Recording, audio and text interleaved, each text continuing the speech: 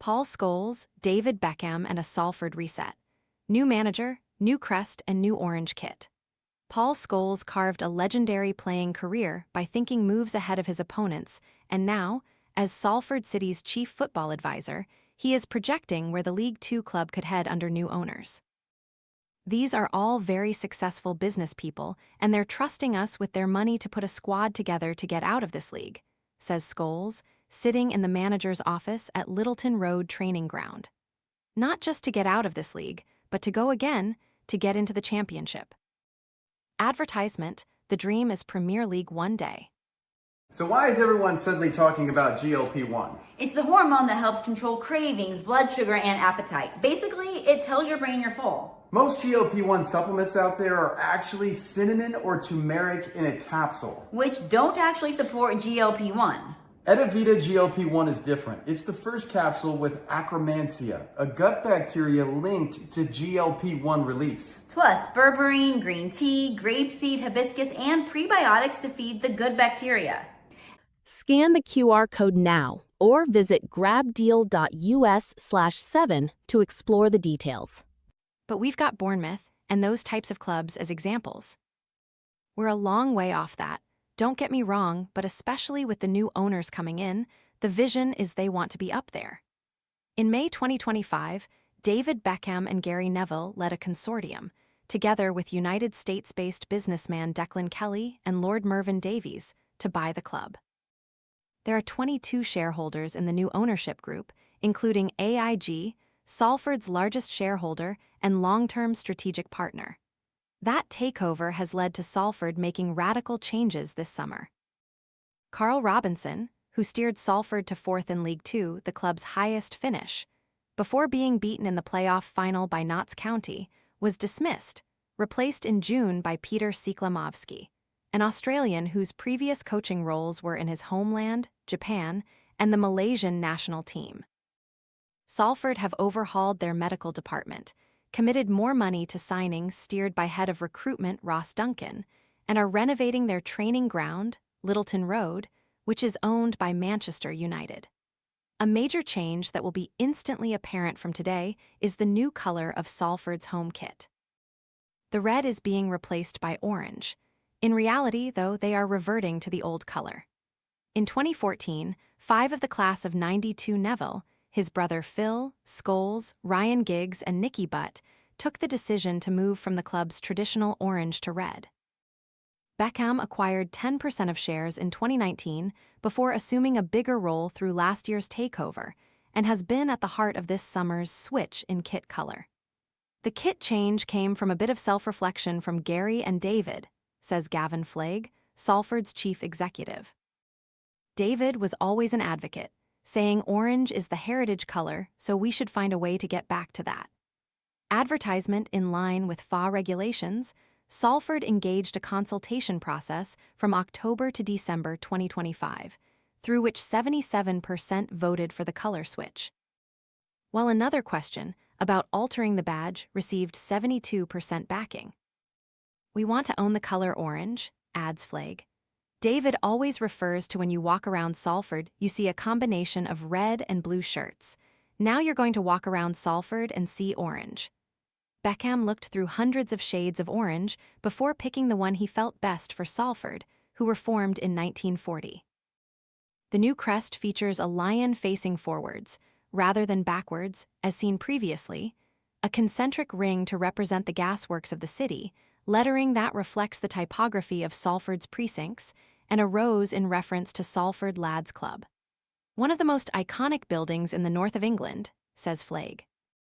Salford's Moor Lane home ground, now named the AIG Stadium, is being revamped to align with this change too. Scholes acknowledges the decision to change from orange to red 12 years ago was based on the class of '92's United background. But with a crowd of 80 at his first game against Curzon Ashton, they felt they had latitude. Now, attendances are almost 4,000, and they took 1,000 to Oldham Athletic away last season. Looking back, was it the wrong thing to do? He wonders. I wouldn't call it wrong, it was just different. There were a few discerning voices, but there were only 80 of them, so it didn't really matter that much.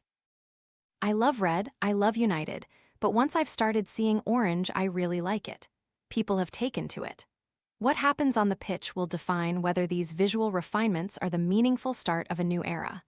Hiring Siklemovsky, who had not managed in England, is a bold direction to take. His task will be to get Salford promoted. Advertisement Siklemovsky, who assisted Ange Postecoglou at Australian youth levels, with Panicheki in Greece, Melbourne Victory, the Australia senior team, and Yokohama F. Marinos in Japan, hugely impressed Scholes during the interview process. Gavin brought all the candidates together, and we did 20-odd hours of interviewing. Funnily enough, Peter was the very first one we spoke to, says Scholes. I'd never heard of him, had to Google him. He worked a lot with Ange Postecoglou, which is a reference point. Peter was very impressive, right from the word go. You'd get off the call, and me, Gavin, and Ross went, wow, that was good. Other people impressed us, but his methods, the way he spoke, I thought he had command of the room. He has a bit of character about him. Everything he showed us from his training to the stuff on the pitch was really impressive. Siklemovsky, 47, says he loves being something of an unknown in England. What people think, say, do outside of these four walls is not much attention for me, he says. Make sure we get the best out of the playing group. Hopefully, that generates support from the community of Salford and they get behind the team. We're trying to achieve something special that will last in our hearts, minds, souls forever. Siklemovsky was on the coaching staff when the Australian men's team lifted the Asian Cup and then won the J-League with Yokohama as Postecoglou's assistant. As a manager himself, he saved Montedio Yamagata from relegation in Japan's second division, before taking charge of FC Tokyo in the top flight and fielding the team's youngest ever starting XI with an average age of 22.7 years. Attendances rose to an average of 34,000, including a club record of 60,988. Advertisement Siklemovsky will have smaller crowds in League Two, but he hopes to draw as many people as possible to watch with an attractive brand of football. Something that's going to get the people off their seats and jumping for 95 minutes, he says. Siklemovsky is Salford's sixth permanent appointment since 2018, and Scholes accepts sacking Robinson was tough. He also appreciates that frequency of change might make prospective appointments cautious. We tried not to be like that, obviously, he says. We have a much bigger budget this year. But you can look and say, we want to win the league, we want to get promoted. Of course, we wanted to do that when our budget was half this. Siklemovsky is embracing the challenge. Every step of the process was a moment to check and challenge myself. Is it the right move for me? Every moment of that reflection always felt right. Scholes has got a wealth of knowledge and a real knowledge base of English football and the league, and that's connected to all the staff in the club. Siklemovsky spoke with Postecoglou. I always use Ange as a sounding board. Super person, super coach, and a super leader. I lean on him as a special person in my life. Flagg was hired by Salford last October, having spent 17 years at Manchester City and their parent company, City Football Group, CFG, in a variety of roles originally centered on analysis, scouting, and operations. He met Siklemovsky in 2018 when he was at Yokohama, a CFG club. Flagg explains, when you have that longevity of knowing the quality of the person, the tick box was, this is a figurehead we need now. His personal aspirations match the club's and the level of expertise fits our DNA. It was a really clear match, and he was the standout candidate. Advertisement, my mentor Brian Marwood, managing director of global football at CFG, always says, you get the right people around you in a club, and you can achieve amazing things. Flagg was CFG's Director of Talent Management and Development Pathways for 7 years before being hired by Salford, and he feels his experiences make him well-placed to guide the club. I started my career at Bolton Wanderers, a brief period at Newcastle United, and then at City, I was first focused on the technical area around talent, football strategy, multi-year planning. But then being part of the leadership group at City gave me the chance to sit among executives from the CEO Ferran Soriano, CFOs, marketing, commercial, infrastructure. I absorbed a lot about all the different dimensions. I had a unique exposure at City, which meant I had the football expertise, but a really good grounding about how a football club also needs to operate on the business side. Flagg believes an emphasis on youth will be important. We're in the footprint of probably one of the two best places in this country for talent. One is South London, the other is Manchester. I would love to see a flow of players from our own academy rather than loaning players in. We have all the ingredients.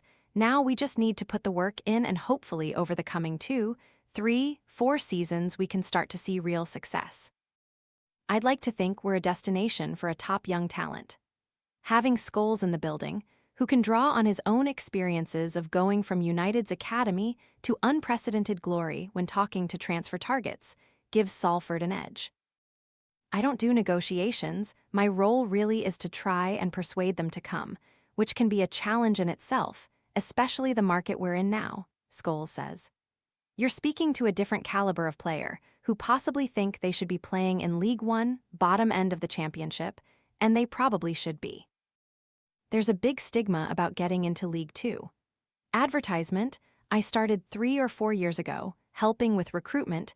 Then obviously with Ryan and Nikki leaving last season, Gary asked me to look after the football side.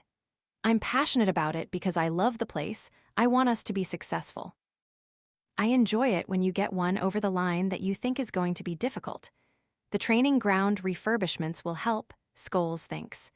This building is going at a level where you are thinking championship football club. It's something we needed to do because the last 5 or 6 years, we've probably still acted a little bit like a non-league club. It is good to hear Scholes, famous for his withering put-downs on YouTube, does not spare himself or his club from the same scrutiny. He appears on Neville's Overlap channel, as well as his own podcast with Butt and Patty McGuinness, but he gave up his job as a TNT sports pundit so he could focus on caring for his son Aiden, who has nonverbal autism. When Gary asked me to do it, I said, look, I can only do it if it works round Aiden. They all understand if I can't do something. I won't do anything now that disturbs his routines. His routine has got to be there. If it's not, he is gone. Scholes often documents his time with Aiden on his Instagram page. You get a lot of nice messages from people who are in the same situation. There are kids out there whose parents are struggling as well, so it helps them. Making Salford appealing to kids and their parents in the local area, wrestling them away from United and City, is a major ambition. Flagg says, I would love that we have fans coming through the door because we're playing great football, we're winning matches, and we're doing brilliant work in the community, engaging with families to give them an experience. Advertisement, second, watching Premier League football is very expensive. We have always maintained that we'll be one of the cheapest tickets in the division we're playing in. We recognize the challenges of living in this part of the world. The third part is the fans for Man United or Man City. It's a generational thing, so the next generation of 6 to 8-year-olds have to support somebody. We made 250,000 contacts in the community last year.